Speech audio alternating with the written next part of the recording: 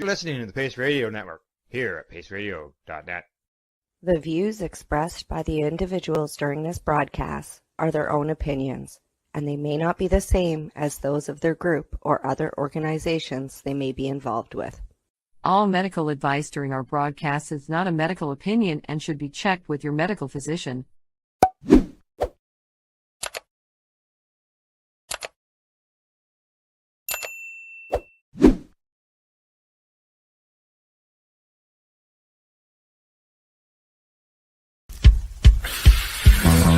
Oh yeah, baby, that's lovely.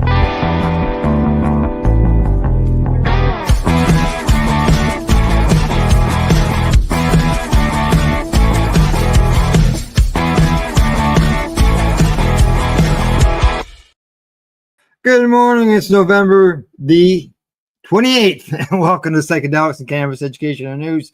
I'm live here from the Legacy420.com news desk and at paceradio.net. Yes, I'm alone, but Cindy will be along shortly.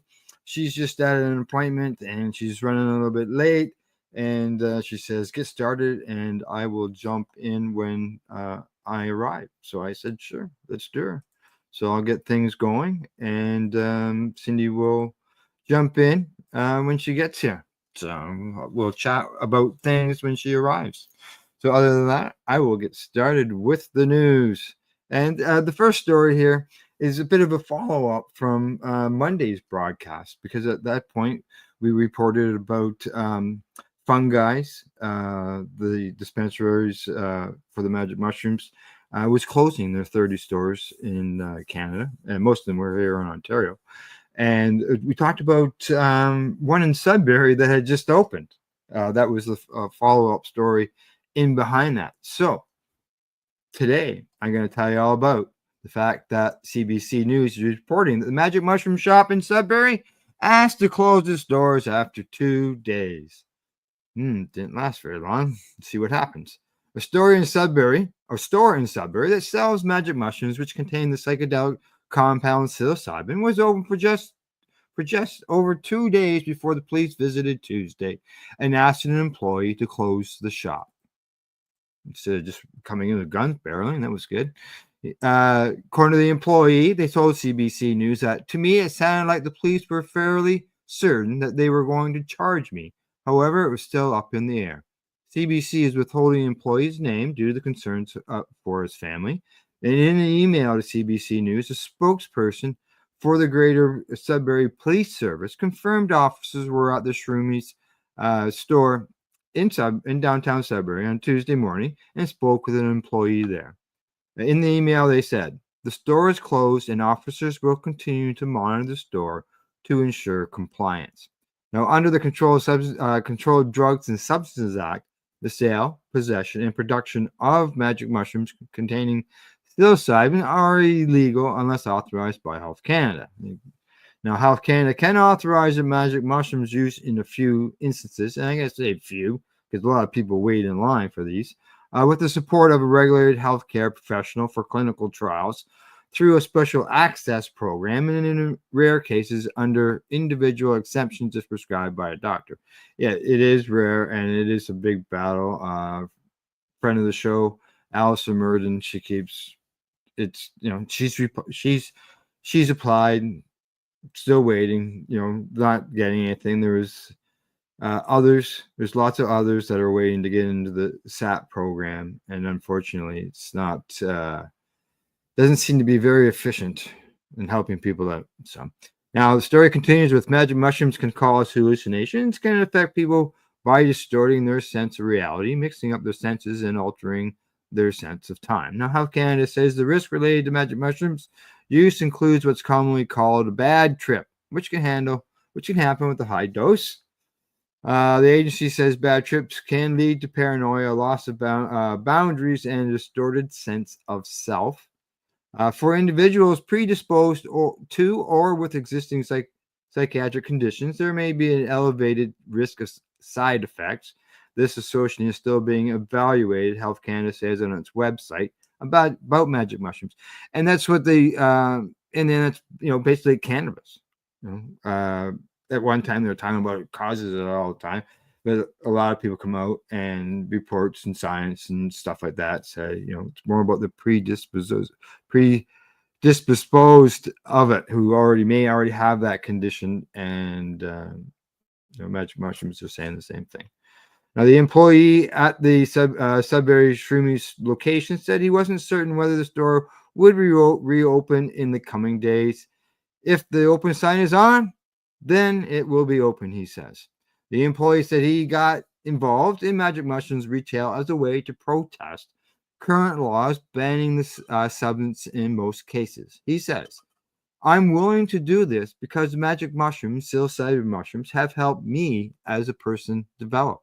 They've helped me see things from a different perspective and definitely stop living in my own head as much. The employee added that he refuses to sell the mushrooms to minors or to people already under the influence of drugs or alcohol. He added that anyone who plans to use magic mushrooms should consult with a doctor or a psychiatrist first. And there's some of the product there on the shelves. Shroomies has several stores across Ontario, including Toronto, Ottawa, Barrie, and London. So this isn't just their only store. In a statement in CBC News, the Downtown Sudbury Business Association said it doesn't have the power to regulate what businesses open in the area. In a statement, they say, we are aware of their opening and are monitoring the impact and in discussions with our stakeholders. The Shroomies employee confirmed with CBC that the store does not have a business license and could face municipal bylaw fines as well. Roxanne Zook, the CEO of Monarch Recovery Services in Sudbury, said there's a huge difference between cannabis stores and stores that sell magic mushrooms. Let's see what they say. The cannabis stores are regulated. They have licenses. They are safeguards, but in place so that, the product they are selling is going to be what they say they're selling, just like pharmacies. Zook says the drug crisis in Sudbury is very concerning, although alcohol and opioids are the drugs most commonly used by those addicted to substances. And, cannabis and mushrooms can help with that. So, alrighty, that one's done. No Cindy yet. Moving on to the next story. And this one comes to me from, where does it come to me from? Cannabis.net. And the headline says, lifetime cannabis use not associated with later IQ decline, says a new medical study. That's right here. I'll just bring that headline up so you can see it. There you go. And it says that lifetime cannabis use is not associated with the IQ decline, according to the study. You say your brain on drugs. How many times have we heard this phrase accompanied by the infamous image of an egg frying in a pan? I've seen that commercial zillions of times. The mantra that smoking weed kills your brain cells has been driven into our collective consciousness for decades, repeated by well-meaning parents, teachers, and authority figures alike. It's not their fault. They were simply passing along what they believed to be scientific truth.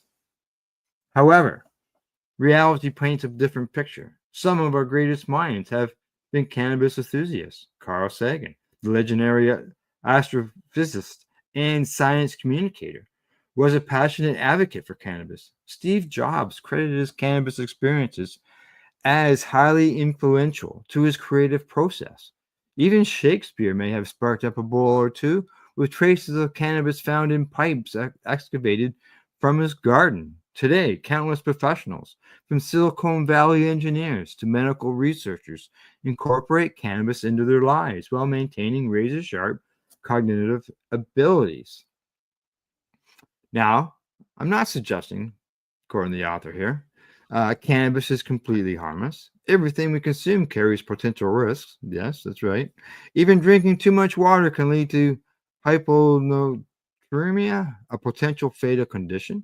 The key lies in understanding real versus perceived risks, separating facts from fiction, and making informed decisions based on evidence rather than fear-mongering.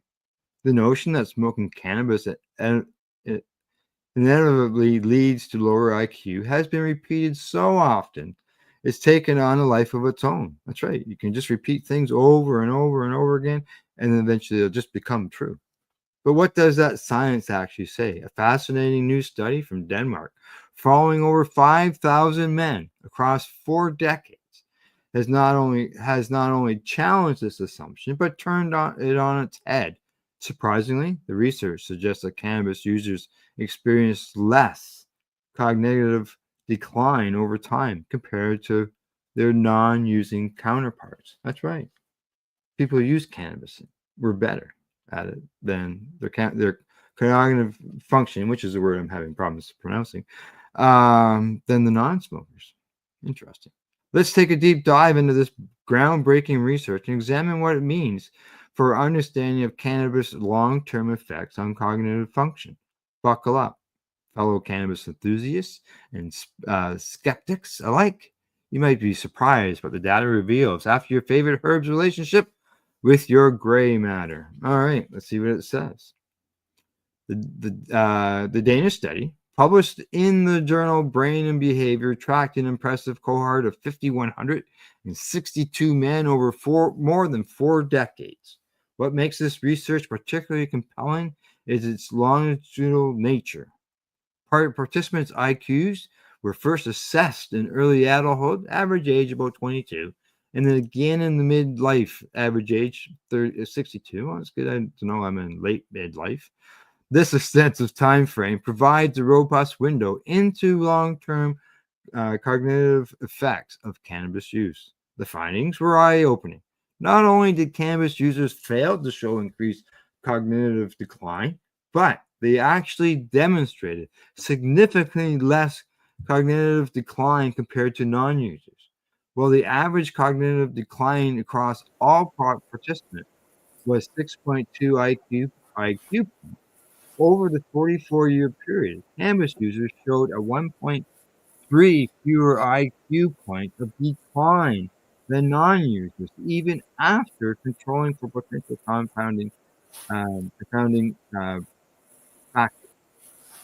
It says, among cannabis users, no significant associations with age-related cognitive decline could be demonstrated for age of initiation of cannabis use.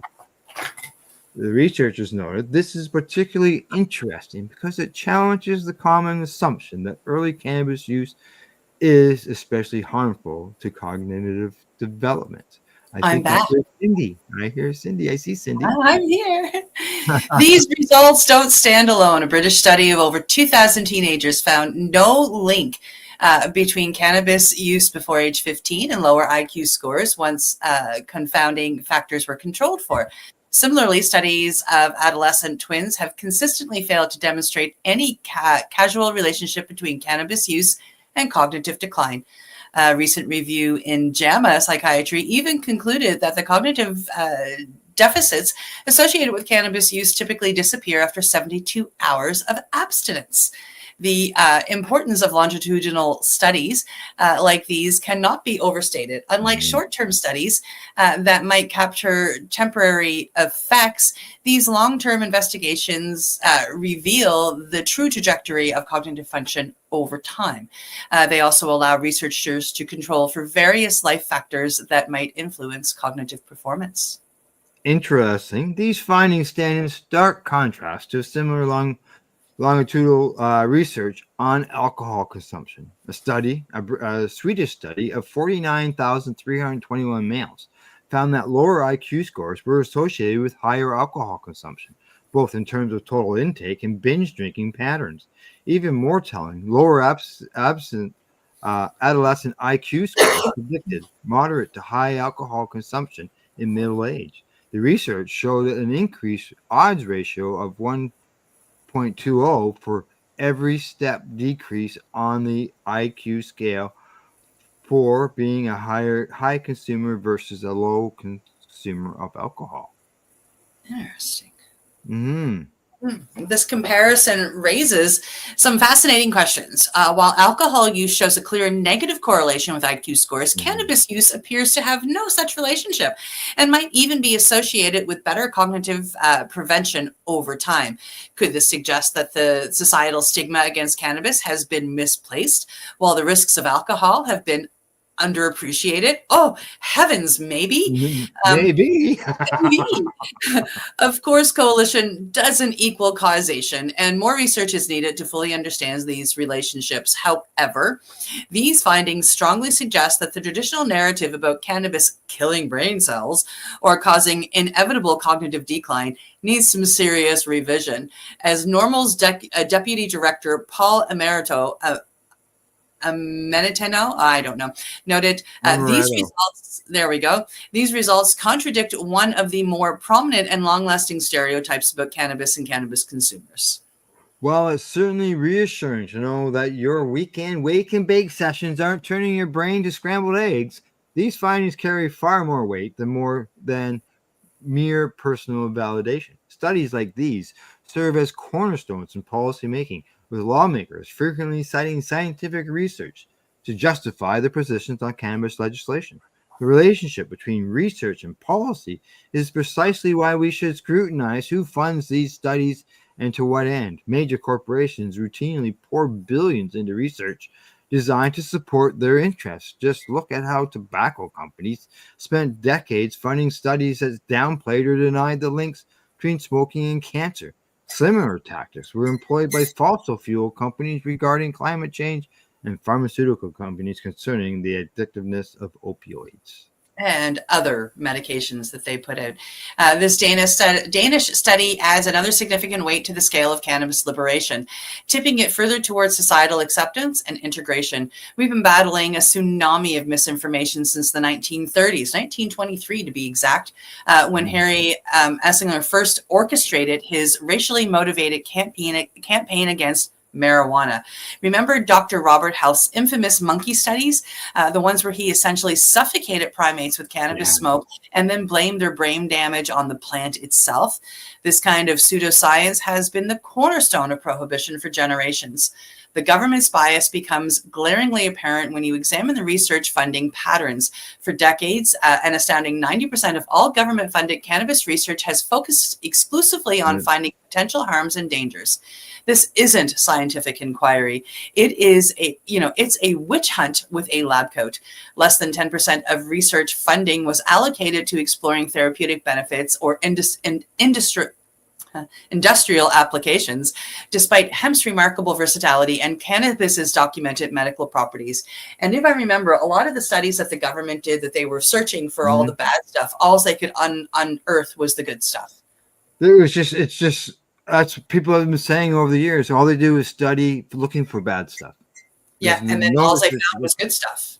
Yeah, exactly. But that's not what they were searching for. That's what it actually happened. So yeah, and they hide it. So, but here's the beautiful irony: despite this coordinated campaign of suppression and misinformation, truth has a way of breaking through like a persistent cannabis plant, growing through cracks in the concrete. Each new legitimate study that debunks these old myths serves as another crack in the foundation of prohibition. Here. The Danish study isn't just about IQ scores or cognitive decline. It represents another victory in the larger battle of truth in cannabis science. It stands alongside other research that has already debunked claims about cannabis being a gateway drug causing lung cancer or leading to widespread social decay.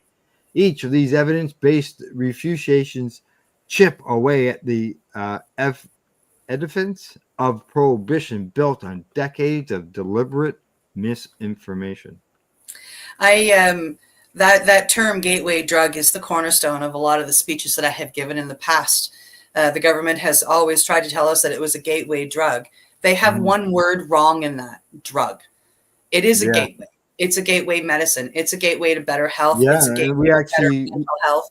We have an article on that. That we're going to touch on.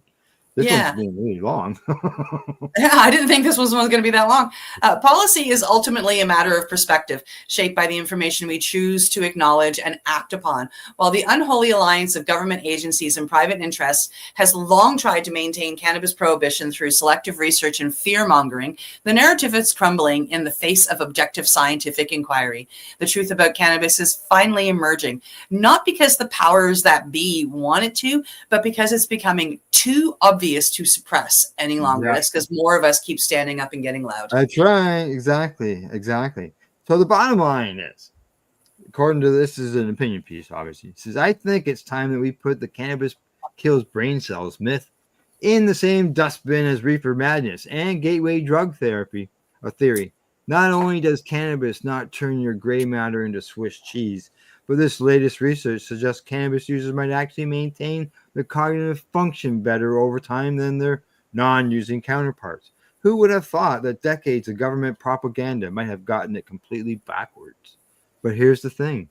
We shouldn't even need these kinds of studies to justify cannabis use. The fact that we're still debating whether cannabis makes you dumb, while alcohol, a substance that demonstratingly destroys brain cells, tissues, leads to violent behavior and kills thousands annually, remains socially acceptable and celebrated, is a testament to the power of cultural programming and corporate interests. Yeah, let's see how we can control everybody. You can't do that with cannabis.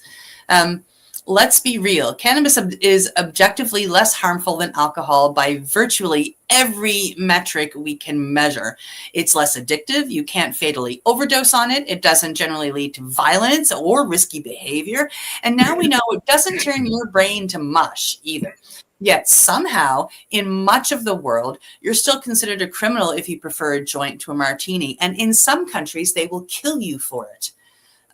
While this Danish study adds another brick to the wall of evidence supporting cannabis liberation, the real issue isn't about proving cannabis is safe. It's about recognizing our fundamental right to cognitive liberty, the right to decide what substances we use to alter our consciousness. Should it be a basic human freedom, not something we need to justify with IQ scores and brain scans.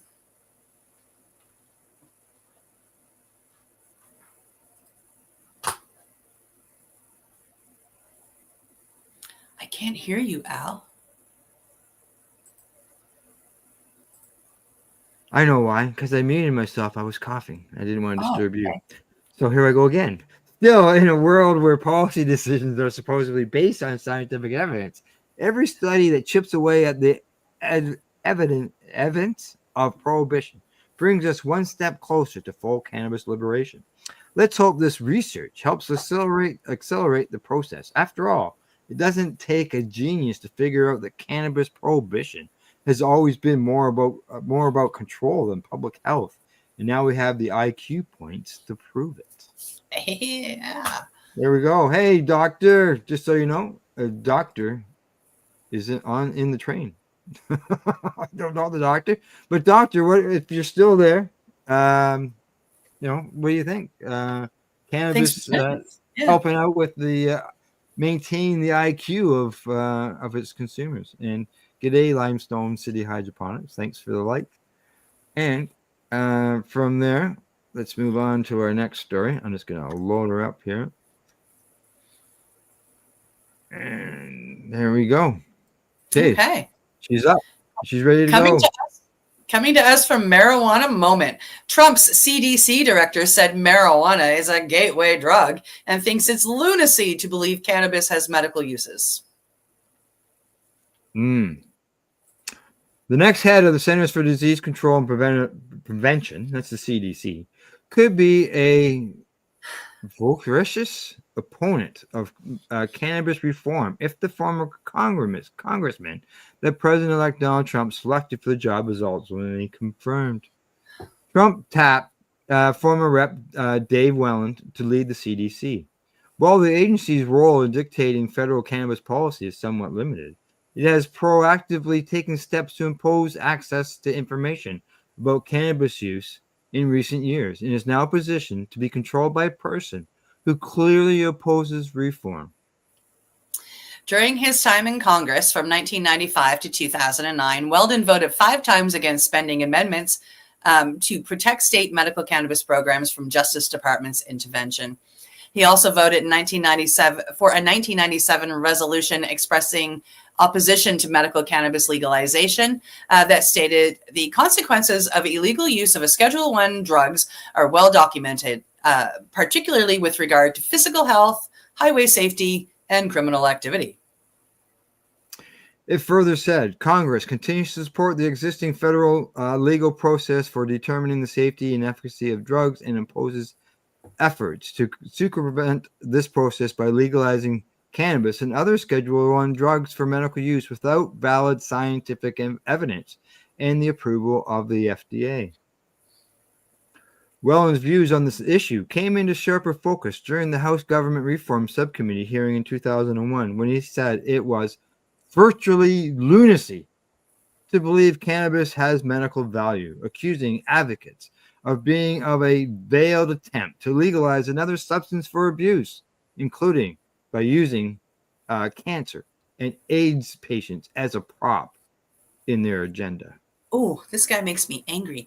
I am. I've got anger kind of going through me and it's making me move. I don't, in my clinical experience, recall ever seeing a medical indication for cannabis, Weldon, who is a physician, said, and that the drug, when smoked as recommended, probably causes lung cancer. Probably. He has no freaking clue. Why on earth would this nation want to unleash another dangerous substance on our population? There are thousands. This is a quote, people. This isn't us. This isn't even the news reporter. There are thousands and thousands of people who will not use cannabis because it's illegal, who will start using it if it's ever made legal, he said. To contend that there are medical indications for this drug is, in my opinion, patently absurd. Oh my gosh, that was hard to read. Yeah, he also says what is really going on is people are trying to legalize the smoking of cannabis, and they are trying to use cancer victims and AIDS victims as their prop to enable them to get it through. And in my opinion, it is shameful. He said that he only encountered one patient who used medical cannabis to treat symptoms of lymphoma. But it was pretty obvious he was getting high, at least based on my clinical assessment. Of course he was getting high. It's one of the side effects. And it's not necessarily bad if you're dealing with AIDS or cancer or any other like traumatic disease. Like, yeah, wouldn't you want to be able to smile and laugh? Yeah, I would. Yeah. When you think about it, there are a lot of countries in the world and there are a lot of pharmaceutical companies all over the world. And if there were some real potential for this drug, I would think that somewhere it would be researched and studied and demonstrated scientifically. Oh, so he doesn't read. Weldon also peddled the gateway drug theory while acknowledging it's very hard to scientifically prove that cannabis leads to heroin. But you can clearly demonstrate by just interviewing heroin users that a significant percentage of them start with cannabis, and therefore it is reasonable to conclude it's a gateway drug. Whelan joins a cast of prospective cabinet appointees with mixed views on cannabis. Booze is the gateway drug, and that's what they start with before cannabis. Okay, shut up, Cindy. For example, Trump's pick to run the Food and Drug Administration is also a medical marijuana skeptic, promoting claims that cannabis use is linked to cardiovascular issues and mental health problems for youth. He has also suggested that cannabis is a gateway drug. In contrast, Robert F. Kennedy Jr., the president-elect's choice for Secretary of the U.S. Department of Health and Human Services that oversees the FDA, supports ending cannabis prohibition and legalizing certain psychedelics for therapeutic purposes. Go RFK Jr. Meanwhile, pro-legalization former Rep. Matt Gaetz was recently replaced by former Florida Attorney General Pam Bondi, who opposed medical cannabis legalization in the state as Trump's choice to be the U.S. Attorney General. A non-government advisory body that Trump is putting together will have two familiar names helming the ship. That's Musk and Vivek Ramaswamy. And while both are proponents of cannabis and psychedelic reform, giving hope to some reformers that the new entity will recommend scaling back the costly war on drugs, and Ramaswamy has previously insisted on expanding the DEA. Yeah. There you go. That's the end of the story. Yeah. Done. Okay. We got one more before we go to break. Okay. And then we'll take break. Things are a little bit off today. They are. But we're still here. It's been a busy morning, I'll tell you. away from the screen. Okay, the story is up. Coming to us from Business of Cannabis, Luxembourg moves to roll back access to medical cannabis flower.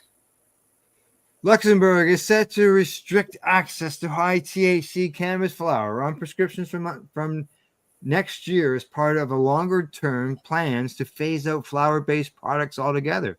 What?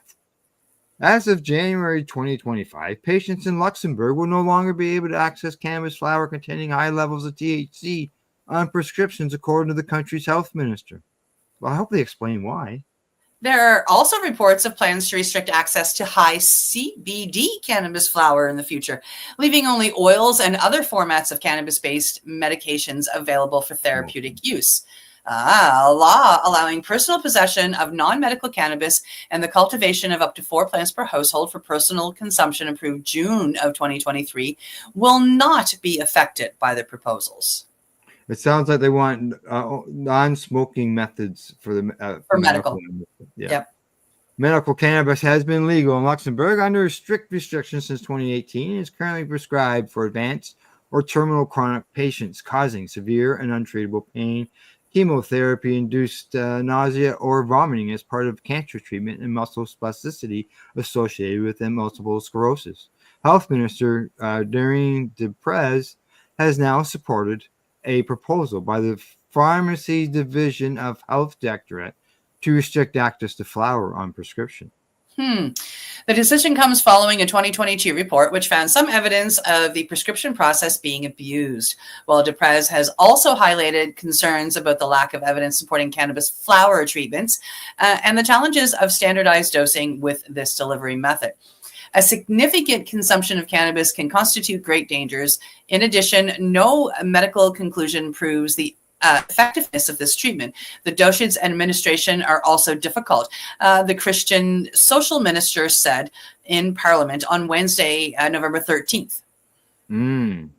We have reconnected with all the stakeholders concerned and decided to launch a transition phase in 2025, they say. This phase will reportedly allow officials to assess the need and adapt the program if necessary. Luxembourg officials are said to be following the examples of France, which is expected to prohibit flower on prescription when it rolls out general legalization of medical cannabis in the coming year. Meanwhile, Spain's draft decree for the regulation of medical cannabis also excludes flower. The move has received criticism from Luxembourg's De Grange Party MP, Joanna Bernard, who described it as a striking step backwards that calls into question all the achievements in terms of policies related to the legalization of cannabis. Former Minister of Health, Paulette Lenert, with the support of the former Minister of Justice, Sam Tansen, has taken several steps towards the legalization of cannabis in Luxembourg. Patient representatives have also expressed concern about the proposals, saying any potential abuse of the system is outweighed by the benefits to patients.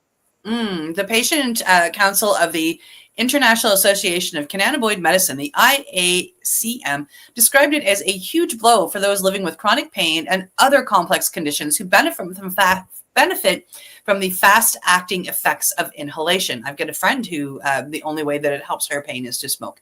A spokesperson said cannabis flower makes it possible for people to use a vaporizer when administering cannabinoids, which is the most immediate form of consumption, meaning that relief can be achieved in moments compared to the long action time associated with other forms of consumption, such as oils or edibles.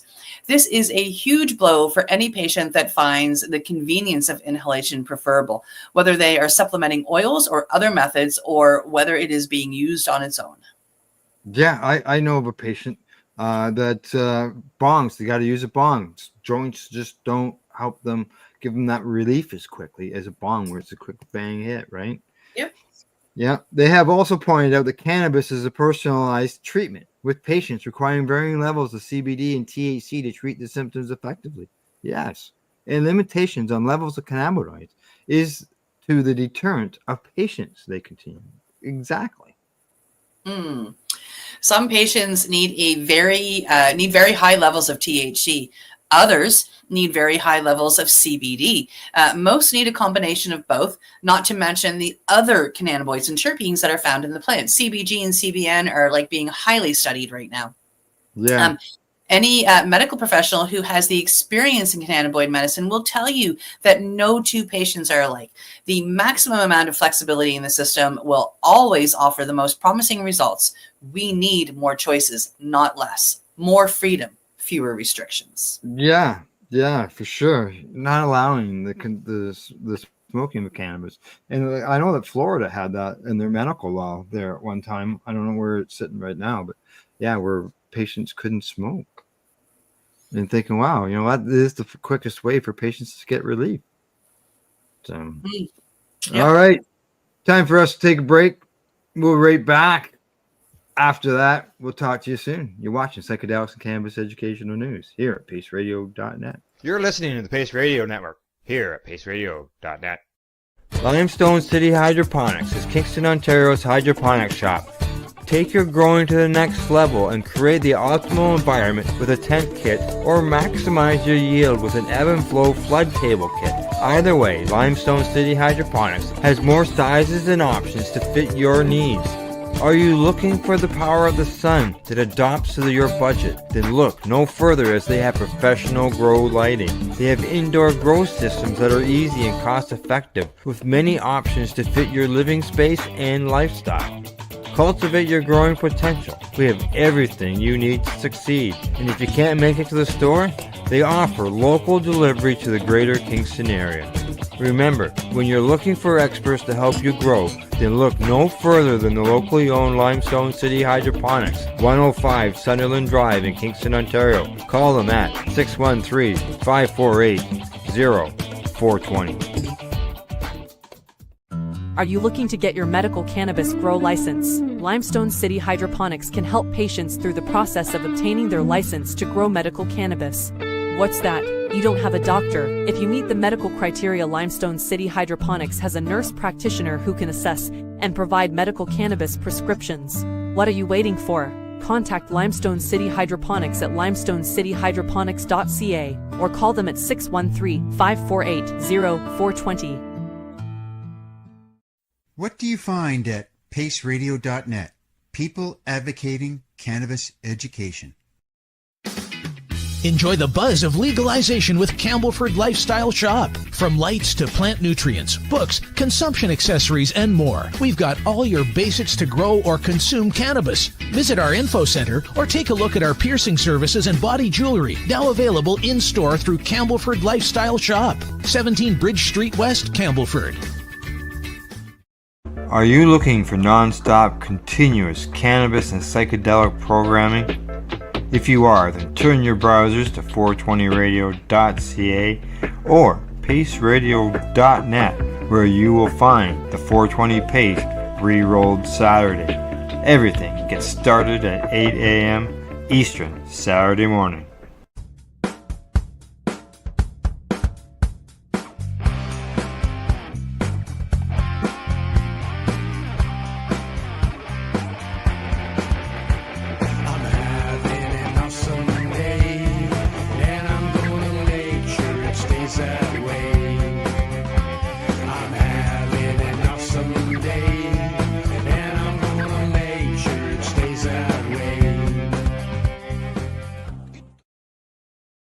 Cannabis edibles are an effective way to manage pain and other ailments, especially when you deal with your trusted partner, Legacy 420, in Tyendinaga Mohawk territory. You see, we lab test every product on site to ensure proper dosage every time, which is critical when consuming cannabis edibles. All Legacy 420 edibles are made by our classically trained baker and chocolatier, and we also have super tasty vegan options. Our baker has been in the industry for 25 years. She's also a chocolatier. Everything from savory to sweet, your chocolate bars, brownies, butter tarts, you name it, we make it. Talk to our knowledgeable Cannatex about our incredible variety available. Give your trusted partners a call. Legacy 420 out on your road.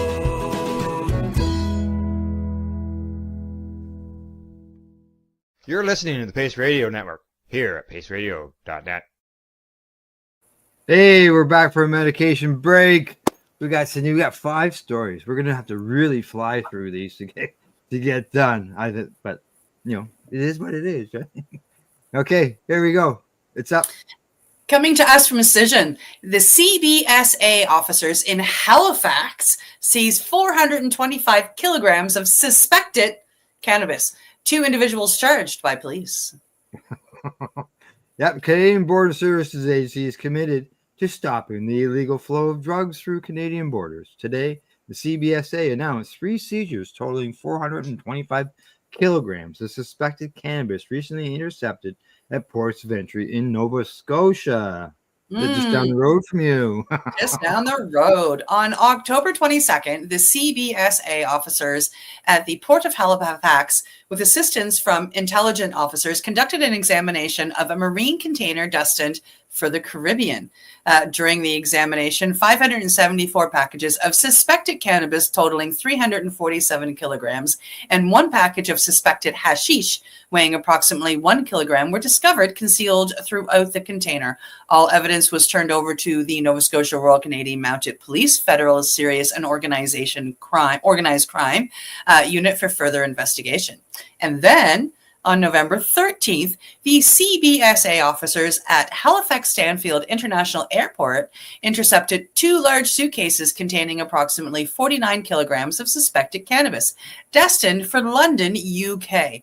1 individual was arrested by the CBSA for smuggling out of Canada.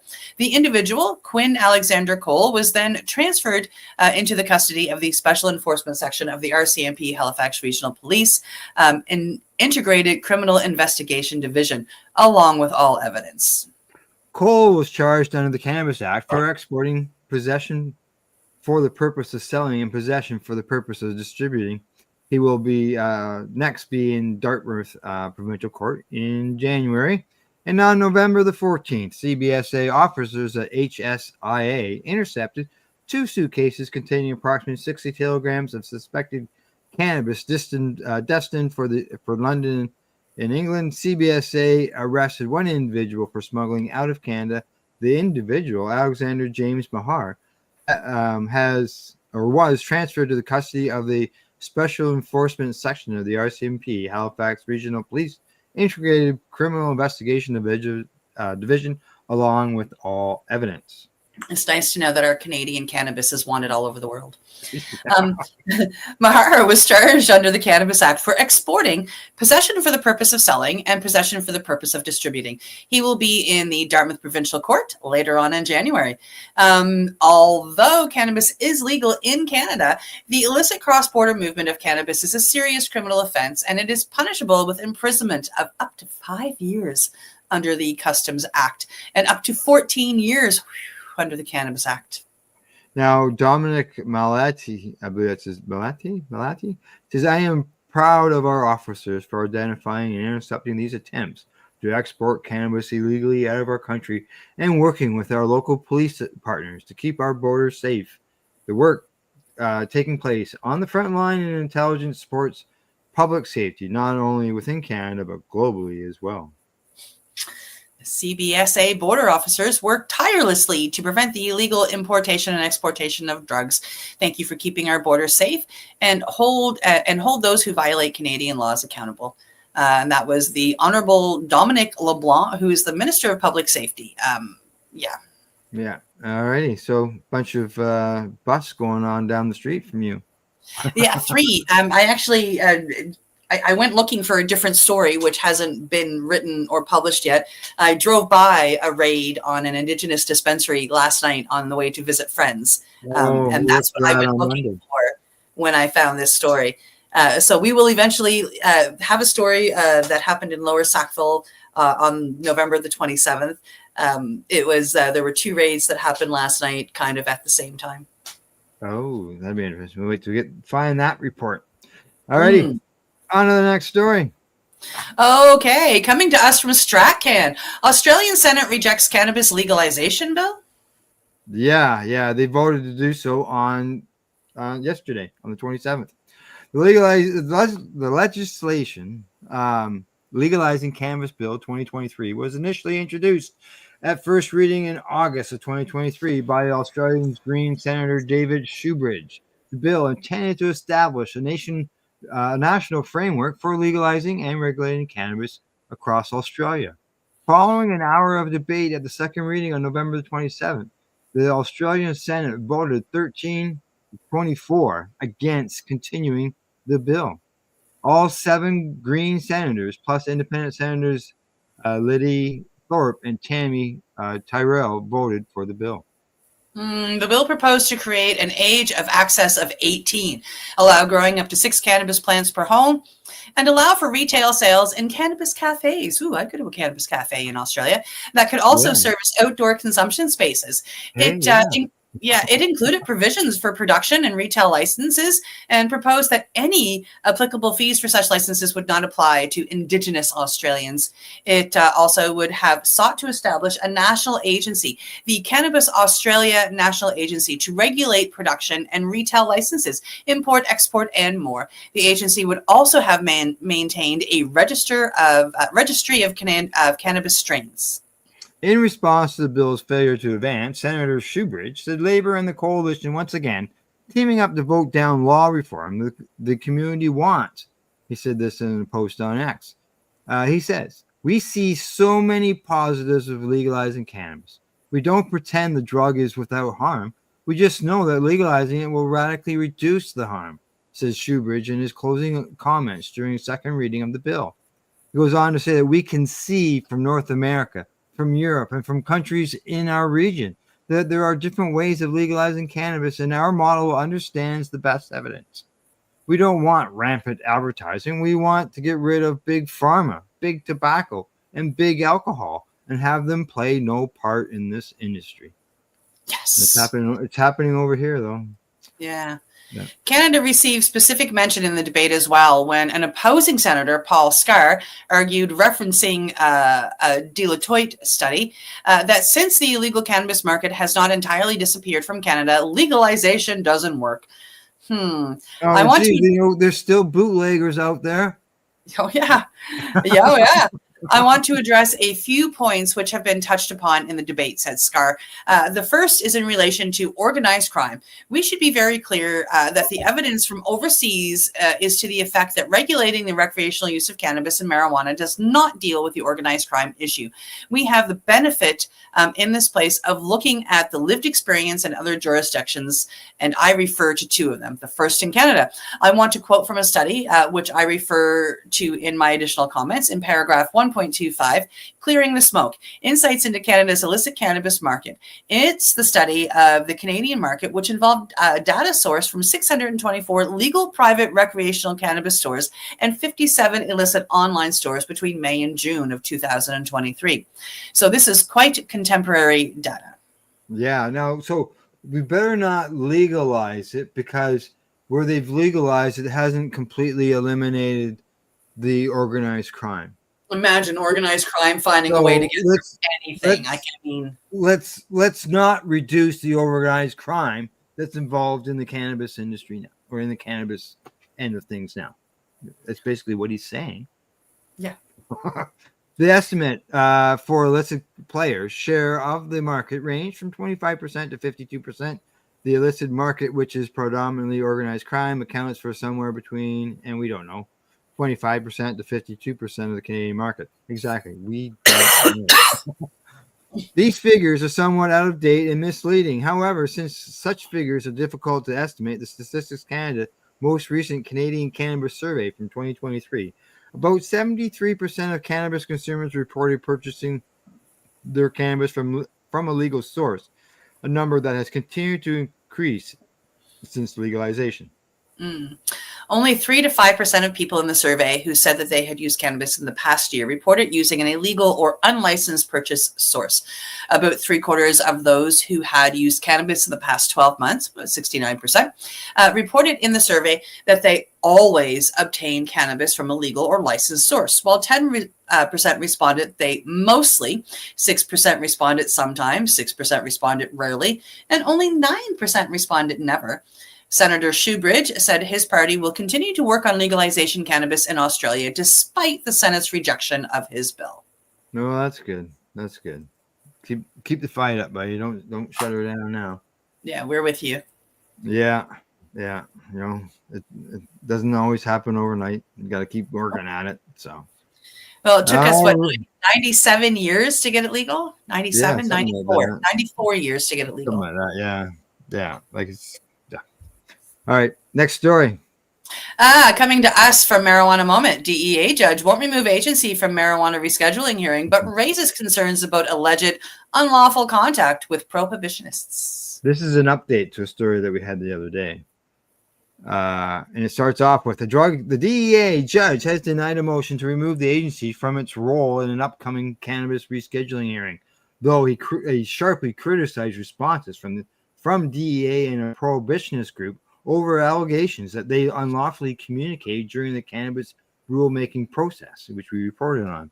With the initial rescheduling hearing set for next week, DEA Administrative Law Judge John Mulrooney has been addressing multiple motions from the interested parties, largely sitting around witness participation in the proceedings. But one motion from two designated participants, Hemp for Victory and Village Farms International, made an especially bold assertion. It alleged DEA effectively conspired with smart approaches to marijuana, an anti-cannabis group that was selected to serve as a witness. And that alleged ex parte communication, coupled with the DEA's apparent indecision over the proposed rule, should be grounds to remove the agency as the designated proponent for the rescheduling rule. Mulrooney had already indicated that it's statutorily beyond ALJ authority to take that action, and he formally denied the motion on Wednesday, yesterday. He said he can't do it. There is no question that the allegations raised by the EPM are distasteful and arguably unhelpful to the public's perception that the proceedings will be transparent. That said, this tribunal is without authority to grant the supplementation and removal relief sought by the movements. But the judge also took the opportunity to more substantially address the allegations of unlawful communications between DEA and SAM, rebuking both parties' response briefs that categorically denied the claims of this misconduct. He said that in view of the nature of the allegations, the denial of the EPM does not finish the job.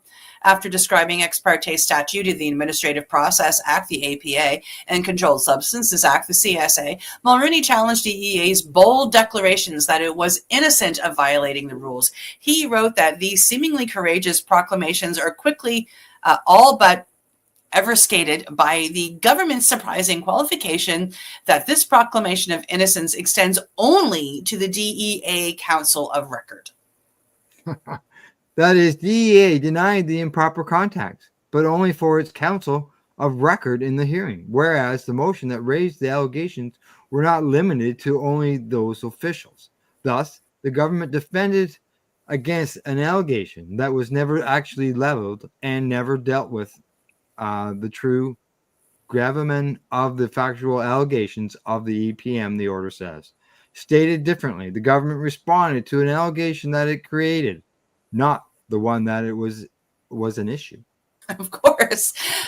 As discussed, supra, the applicable APA provisions are not so slender or lacking in common sense as to limit their applicability to the government trial team, who was never alleged to have made the communication in the first place.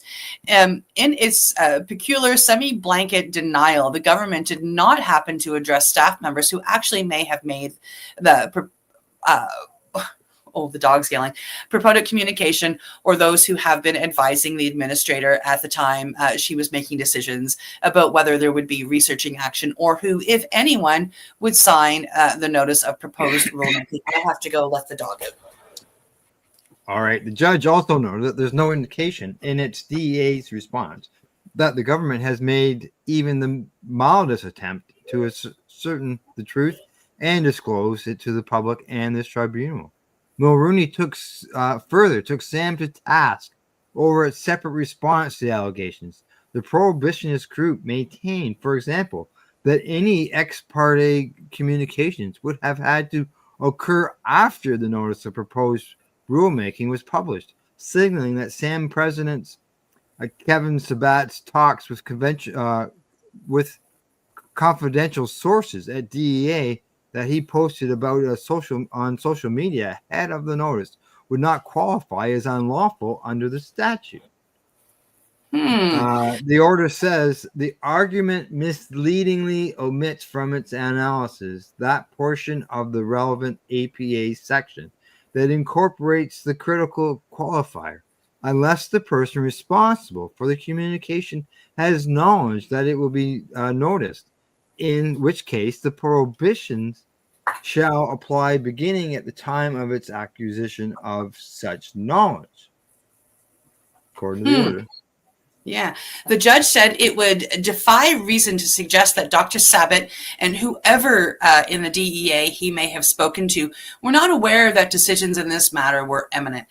Such decisions would include not only whether the DEA administrator intended to sign and support the goal of the NPRM, but also who would be ultimately identified as a designated participant, or at least what criteria would be used in reaching that determination, he said. By Sam's reckoning, even if prospective party to be a rulemaking proceeding were to spend hours advocating its position to the decider on the day before publication to the Federal Registry, the public servant, who would clearly have had knowledge of the publication, would have no obligation to reveal that to a soul, not to the public, not to the parties who were not invited, not to the administrative record, and certainly not to any reviewing courts. This indeed would be a very restrictive view of the ethical obligations of a public servant, and perhaps less transparency than the public might expect from its government. Sam also contended that there's no evidence that the alleged communications with the DEA concerned the merits of the rescheduling proposal, so they cannot therefore be considered ex parte. Mulrooney agreed that merit is a key component in the statute at play, but as is often the case with secret communications, by design, the act of shielding the contents from others inhibits the ability to discover their contents. There is no context as to the conversation surrounding Dr. Sabat's social media announcements regarding his two confidential sources inside the DEA, or why those sources would be close enough to the administrator to render their obvious validations of their confidence to be deemed reliable. It is also challenging to interpret the comments Dr. Sabat alleged posted as a status check, likewise requiring some level of creativity, is reconciling Sam's argument that rescheduling proceedings had not commenced with its current position, that Dr. Sabat was performing a status check. Stated differently, if there are no proceedings yet in existence, why would Dr. Sabat have been checking the status of? Sam dismisses the allegation essentially on the basis that others, including some who publicly favor the NPRM, were equally loquacious on social media, the order says. And an inescapable point here is that, unlike Sam, none of those others are DPs in this case. And based on the motion practice to date, many of those not selected to participate do not seem to have an understanding as to why that is true. In light of all this, the ALJ said his job was then to determine whether the allegation of illegal communications justified an order to have the government and Sam prove their ex parte innocence. As appetizing as this whole misadventure appears, the remedy test for improper ex parte communications is whether the communication maternally affected or will affect the way a given case is or has yet to be decided, he says. Dr. Sabat, for whatever his reasons were, elected to alert the world through social media that he was receiving privileged information from those close to the agency leadership. When he told the world, he also told the movements. The movements knew about Dr. Sabat's online bragging before these proceedings began. At this junction, this question hinges on whether, as a result of improper ex parte communications, the agency's decision-making process irrevocably tainted so as to make the ultimate judgment of the agency unfair, either to an innocent party or to the public interest that the agency is obligated to protect. Here, because I have concluded that, at least based on the papers I have, there is insufficient basis to support such a conclusion, even if every fact alleged in the EPM were assumed to be, accurate. No order to show cause will issue, he said. That is, without an ultimate judgment being rendered by in the rescheduling proceedings at this stage, the judge said he could not order the DEA or SAM to further establish that they didn't engage in the alleged conduct. Meanwhile, in a pre-hearing statement submitted to Mulroney on Tuesday, DEA previewed the testimony its own witnesses plan to provide at the upcoming hearing, without clarifying where it stands on the rescheduling proposal. The agency also said that the U.S. Department of Health and Human Services, which carried out a scientific review that informed the proposal to move to Schedule 3, rejected its request to provide witnesses. While the initial preliminary hearing is scheduled for December 2nd, the merit-based proceedings were delayed until at least early 2025 after Mulroney notified DEA that it provided insufficient information about the 25 selected witnesses that DEA Administrator Ann Milgram submitted. Separately, the judge last week denied a request from a cannabis and psychedelics researcher to postpone the upcoming rescheduling hearing over the agency's alleged improper blocking of witnesses, while arguing that the process should be halted at least until President-elect Donald Trump's administration comes into power so it can review the rulemaking. Mulroney also rejected a veterans group petition to participate in the rescheduling hearing. That is VAC, the Veterans Action Council, who has appealed this decision, just so you know, by the way, which the organization called a travesty that excludes voices that would be affected by the potential policy change. This is a really long story. Very long. Yeah, I think maybe we should shut her down at this point. Okay. But what I'm sort of curious and wondering here, they did ask for in this case for the DEA to be removed. I wonder if they could ask for Sam to be removed. Yeah, just Sam. Just Sam. Have Sam removed, just because of the appearance of things that look wrong. Yep. Versus, yeah. So, all right. Oh, we heard back from the doctor. He's back from cutting down that Thai weed.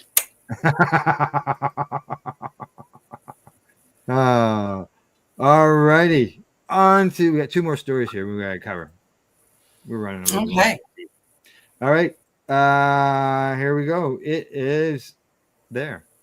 Okay. Business of cannabis. New era for medical cannabis in Denmark as government announces plans for permanent legal framework. Which is good news for everybody as far as over there. Denmark's 6-year medical cannabis pilot scheme could soon be expanded into a fully legalized market following a surprise announcement from the government last week. The Danish pilot scheme has been running since 2018 and has continued to expand in both scope and part patient numbers over the past 6 years, with 4 different access schemes now operating. Following the publication of comprehensive analysis of these programs, Minister of the Interior and Health, Sophie Rode, last week met with the parties behind the trial scheme to discuss plans to make the scheme permanent. Danish medical cannabis oil producer Stenocare tells Business of Cannabis that while the structure of the new framework is not yet clear, it's likely to see a significant expansion in the market. They say it's going to grow the market. Medicinal products are primarily prescribed by specialists, while the pilot program allows medicinal cannabis to be prescribed by GPs. So there's a larger pool of prescribers out there. I think we'll see an increase in treatment. Its CEO, Thomas Chauveland. Yeah. Last week, Ms. Lohan announced for the first time that the government planned to extend the pilot scheme permanently. Yeah, in a press release, the minister said that 1,800 patients had accessed the various schemes over the last 3 years, collectively redeeming around 20,000 prescriptions. This number has been increasing, with prescription numbers now at their highest level since the start of the trial.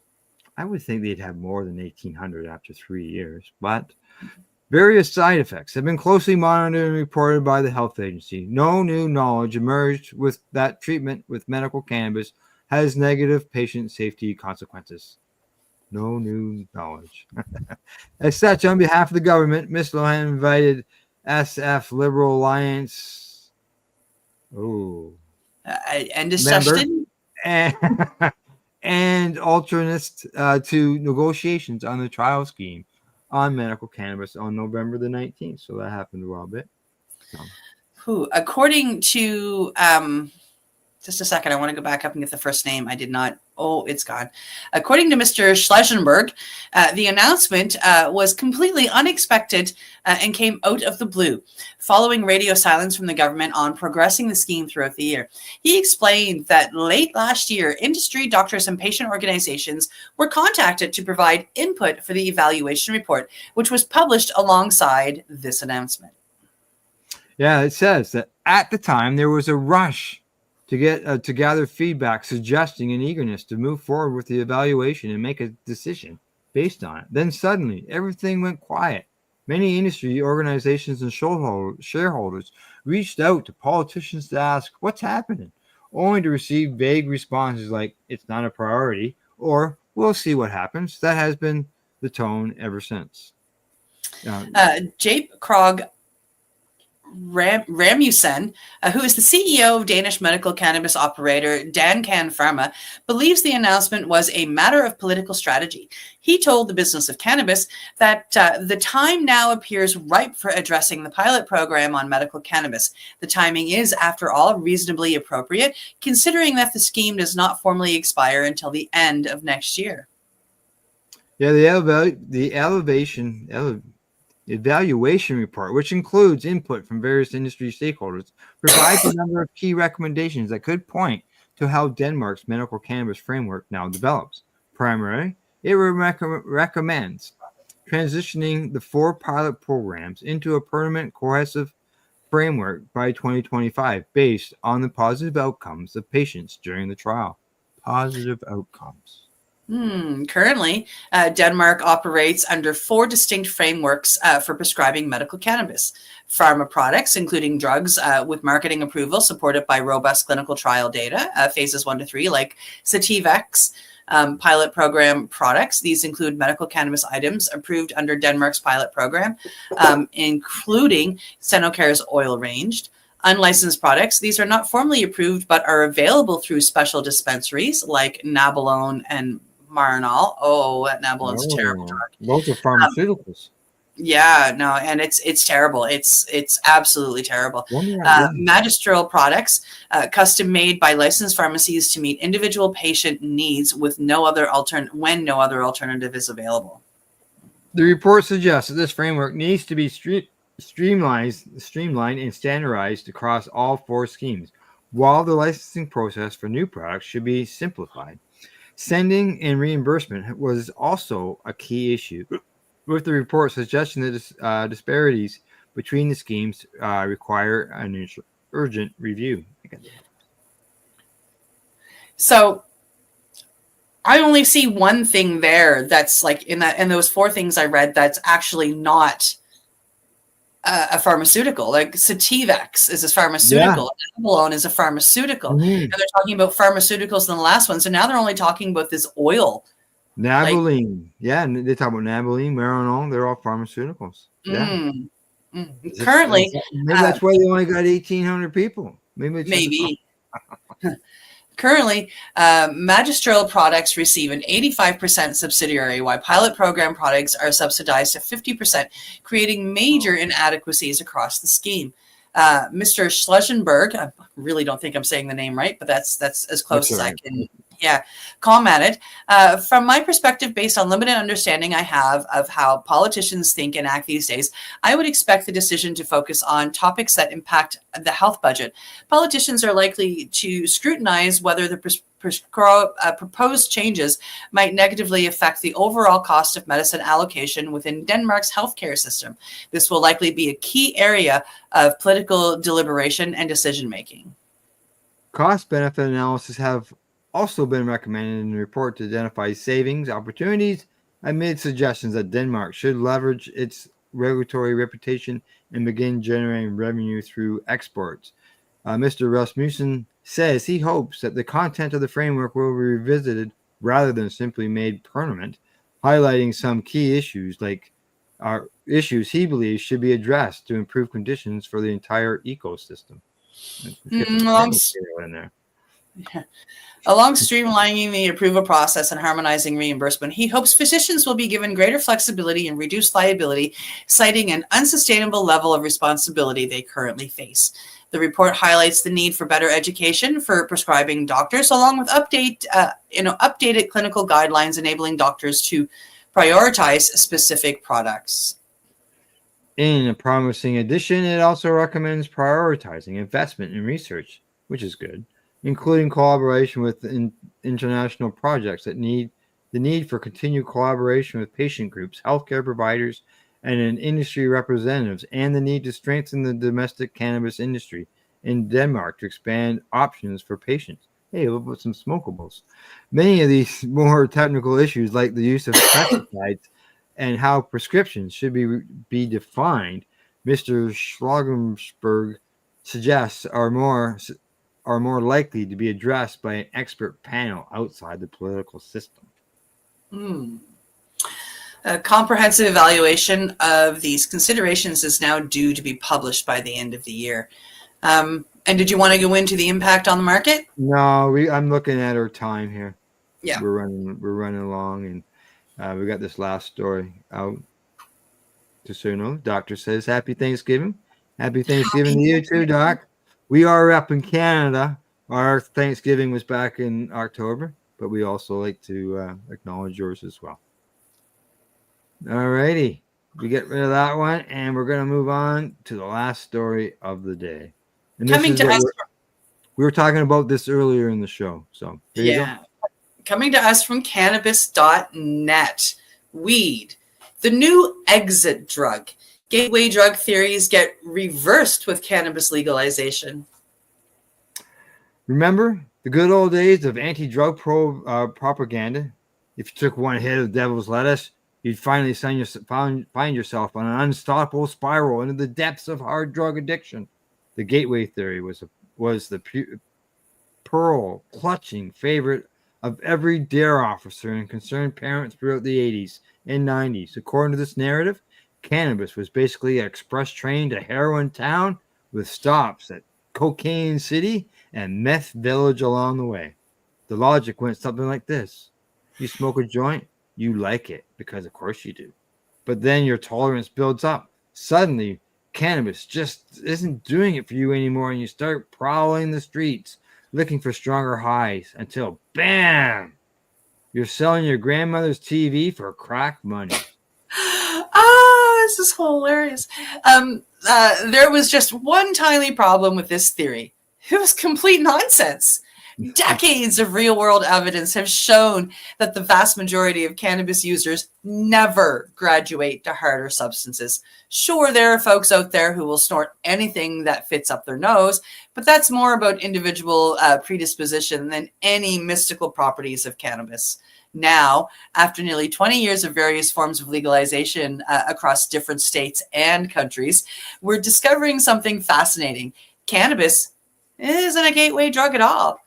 It's more like an exit ramp. Fresh data suggests that good old Mary Jane might actually be helping people reduce their dependence on genuinely dangerous substances like alcohol and opiates. Talk about a plot twist, hey? Yeah. Let's dive into the evidence that turning the gateway theory on its head and explore how cannabis might just be the off-ramp for many people need to escape the highway of harder drug use. Let me tell you about a fascinating study that just dropped from our Kiwi friends down in New Zealand. We're talking about a massive survey involving 23,500 participants, not just small sample size that prohibitionists love to dismiss. These researchers at Massey University College of Health in Auckland wanted to understand how cannabis consumption impacts the use of other substances, and boy, Did they find something interesting? The numbers don't lie, folks. A whopping 60% of participants reported using less alcohol after incorporating cannabis into their lives. That's more than half the people surveyed saying, you know what, I'd rather spark up than get drunk. But it doesn't stop there. The same percentage reported reduced use of synthetic cannabinoids, thank goodness, while 44% cut back on morphine and 40% decreased their methamphetamine use. Wow, I just gotta say that when I learned about edibles and I started taking FICO oil on the regular, I got sober. It got me off of 9 different prescription drugs. So this is a story that's hitting my heart. Yeah. Here's where it gets really interesting. Young adults aged 21 to 35 were particularly like to substitute cannabis for booze and meth. The researchers suggest this might be because this age group has greater neurological development and often accumulated real-world experience of alcohol and other drug use, including related negative consequences of polydrug use. In other words, they've been around the block enough times to know what works better for them. Now, let's be real for a minute. I'm not sitting here telling you that cannabis is some magical substance without any downsides. About 20% of participants reported increased tobacco use with cannabis consumption, and some folks definitely struggle with dependency issues. I've known plenty of people who've had to take a hard look at the relationship with the herb. But here's the thing, and the study authors back this up. Cannabis tends to be a much gentler mistress than the alternatives. As they noted in their paper, cannabis may provide a lower risk option than heavy alcohol use among young adults who are in particularly hedonistic phase of their lives. Translation: if you're going to party, you're generally better off doing it with weed than whiskey. 100%. 100%. 100% agree with that. Yeah. The researchers even suggested that harm reduction programs could benefit from offering free or low-cost cannabis to disadvantaged people experiencing substance use issues.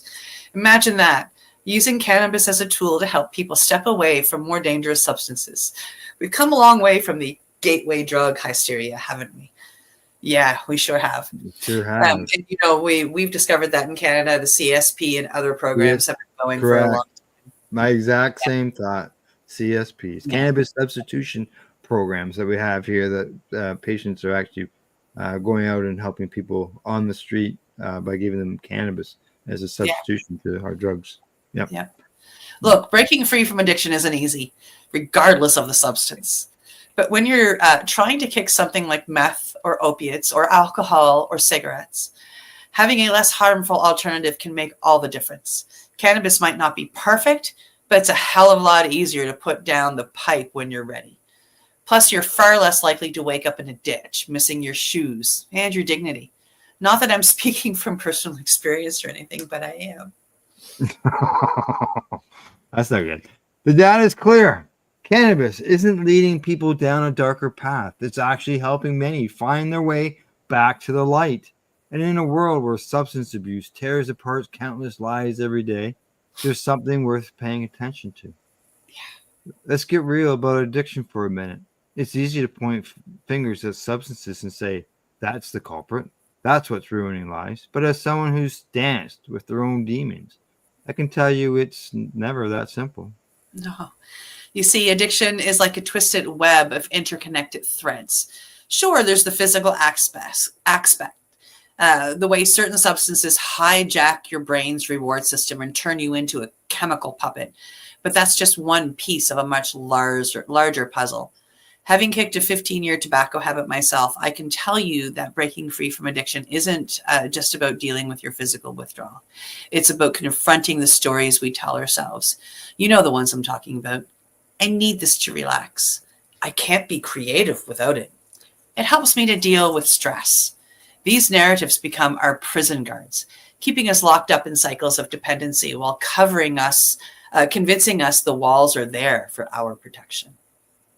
Then there's the environmental triggers, the friends you use with, the places you associate with using, the rituals you've built around your substance of choice. Hell, I've used to get cravings just walking past certain street corners where I used to smoke.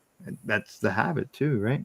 Your environment can be like a minefield of memories and association, each one threatening to blow your recovery efforts. Yeah. This is where cannabis enters the picture, and it's fascinating. Well, nobody's claiming it's completely harmless. Like, let's not kid ourselves here. Like, we are inhaling plant material when we smoke. The data suggests it could serve a kind of step-down substance for folks battling more serious addictions. Imagine that. It can be a gateway medicine. Yeah. Think of it as a gentler alternative while you're doing the heavy lifting of confronting your demons. And speaking of demons, here's something they don't teach you at DARE. Sometimes the best way to deal with your shadows isn't to fight them, but it's to invite them to dinner. Sit with them, understand them. Integration beats resistance every time. Cannabis, with its tendency to facilitate introspection, might actually help some folks in this process. For someone trying to break free from heroin's death grip or alcohol's stranglehold, having access to a less destructive substance could mean the difference between life and death. Is cannabis perfect? Hell no.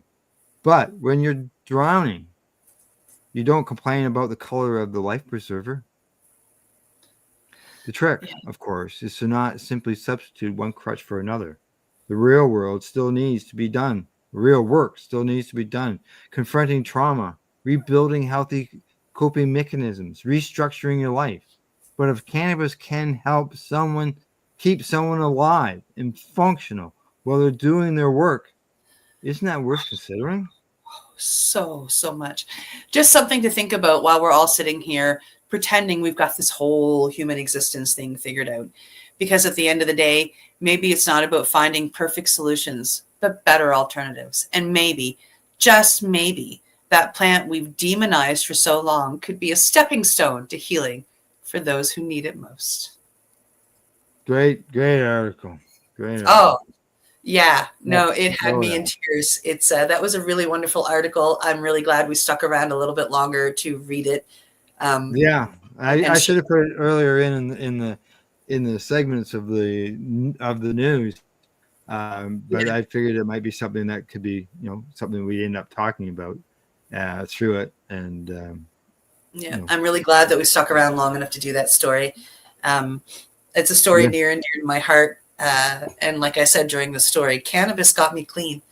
I was on 9 different prescriptions, opiates and benzos, and Naboline was one of them that I was on. And one day somebody gave me cannabis oil caps and said, take 2 a day, 12 hours apart. And 3 days into that, I started giving up without even a thought. I just said, I don't need these painkillers anymore. And that was the beginning of my joyous getting sober. Yeah. Thanks to cannabis. And all it did was enter my body and show me a new way. Yeah, exactly. I know issue 11 of Treating Yourself magazine, there's an article in there of a lady who used cannabis in order to get off of hard drugs. So check it out. I was co-author, so I know it's there. But yeah, and I know myself, I had that, when I got my Crohn's and they offered me opiate drugs. They gave me a bottle when I left the hospital the first time.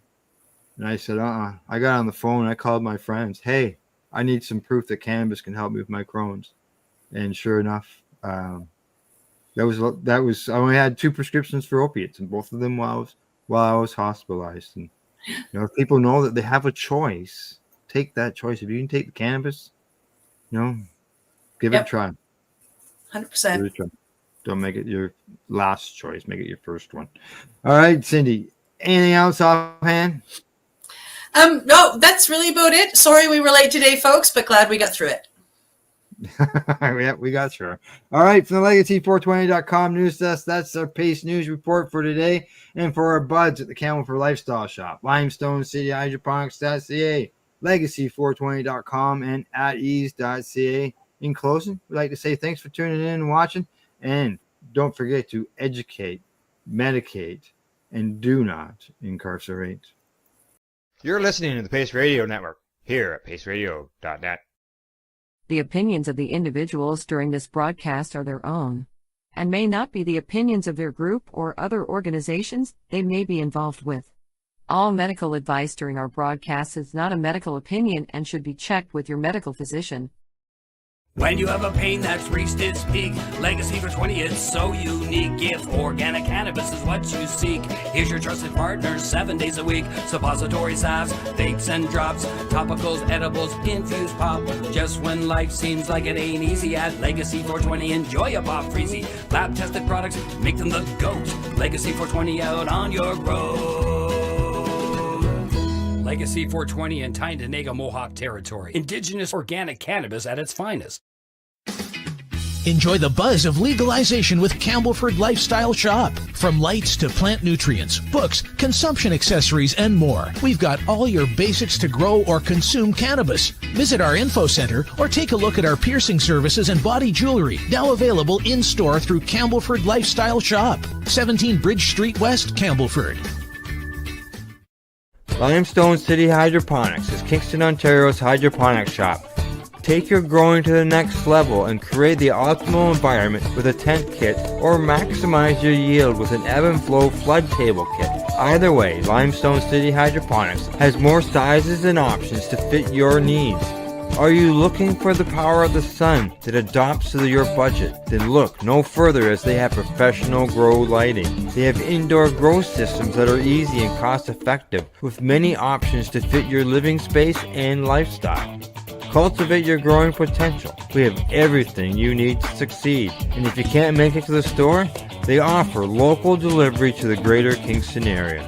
Remember, when you're looking for experts to help you grow, then look no further than the locally owned Limestone City Hydroponics, 105 Sunderland Drive in Kingston, Ontario. Call them at 613-548-0420. We are people advocating cannabis education here at PACEradio.net.